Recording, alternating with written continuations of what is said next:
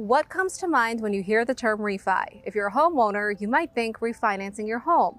But for crypto, it has taken on a whole new meaning. Regenerative finance has been described as the intersection of crypto and climate. It's a financial model that incentivizes community actions to help solve systemic issues like global warming and waste management. ReFi really is combining the best of decentralized finance, DeFi, with the concepts of regenerative economics, and basically having a tool set that creates financial instruments, financial markets, really broadly an economic system that has positive externalities, so brings benefits to people, to their communities, and ultimately to the planet. Crypto has gained a reputation as being harmful to the planet, as digital assets have been known to require a lot of electricity usage, which can result in greenhouse gas emissions, especially in those communities near mining facilities. In August of last year, the White House estimated the total global electricity usage for crypto assets were between 120 and 240 billion kilowatt hours per year, a range that exceeds the total annual electricity usage of countries like Argentina and Australia. Since then, Ethereum shifted from proof of work to proof of stake, significantly slashing its energy use. But Bitcoin is still an energy hog. A more recent study found Bitcoin mining used 95.58 terawatts per year. Celo, a blockchain protocol that launched on Earth Day 3 years ago, is part of a growing movement hoping to change that narrative. Its founders call Celo the home of ReFi. Celo is carbon negative, and that's because years ago, the community passed a governance proposal that decided to offset the carbon that the network produces. And so since then, it's been automatically buying carbon offset credits literally every day to offset actually more than the carbon that it contributes to, which is why we say that it's carbon negative. And Celo was really the first network to do this, which paved the way to help change the narrative around blockchains and whether they can be an actual force for good in the environment. One example of ReFi in action, a project called Celo, which is helping to support reforestation efforts in a rainforest in Kenya. They've created a system that cheaply incentivizes people to plant trees and then for others to go and verify that those trees are there. It's simply by using their phones and taking pictures of the trees and using the GPS on the phone as a way of kind of providing that evidence. And what's really nice about this is what Celo is doing in Kenya can be done anywhere in the world because it's built on crypto rails, which means that people are being incentivized and paid with tokens, and that can operate across all borders. That can operate even if someone doesn't have a government-recognized ID and might not be able to receive money in a bank account, they can still receive money in a self-custodial crypto wallet, making that design work perfectly anywhere in the world where they choose to deploy it. A project called the Colectivo Guilder, that is a community currency in Curacao in the Caribbean. They're really interesting because they are both incentivizing local spending through this community currency, but the currency itself is also backed by trees and other ReFi assets on the island itself.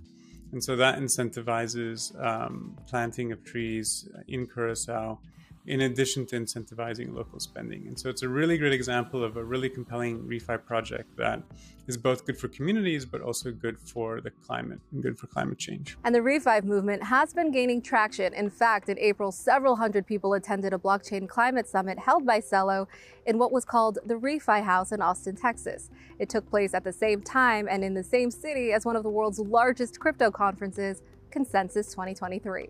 The main goal was to create a space for ReFi builders and regens, as folks like to call themselves, to come together and to share ideas and talk about the work that they're doing. Definitely a lot of collaborations were formed there.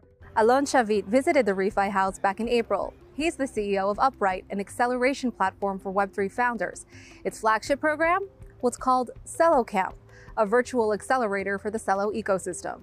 The goal of the program is to help founders from all over the world to launch and scale their projects.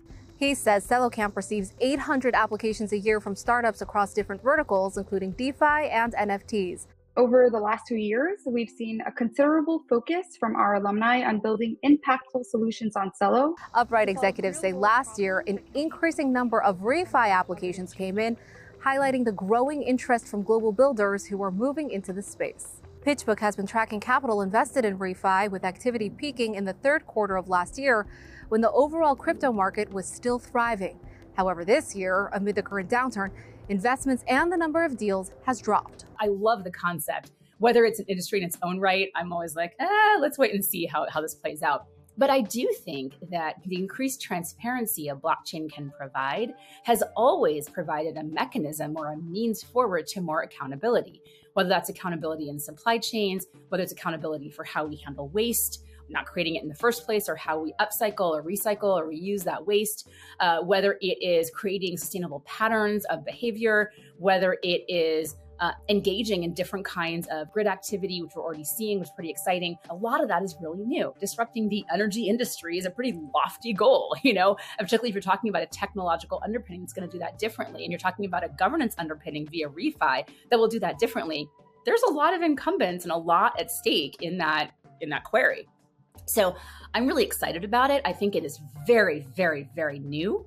And so I always hesitate to land a label on something because that gives it, I think, that puts too much pressure on something that is really new. A lot of these experiments are going to fail fast. That doesn't mean there's not something very valuable here and something that we should be giving credit and air to so that it can have the ability to flourish and thrive and hopefully create change that will benefit all of us. And of course, there are still those that believe crypto is intrinsically bad for the environment, even after events like the Ethereum merge in September of last year. What would you tell those people who are skeptical about crypto or blockchain technology being associated with actually being good for the environment?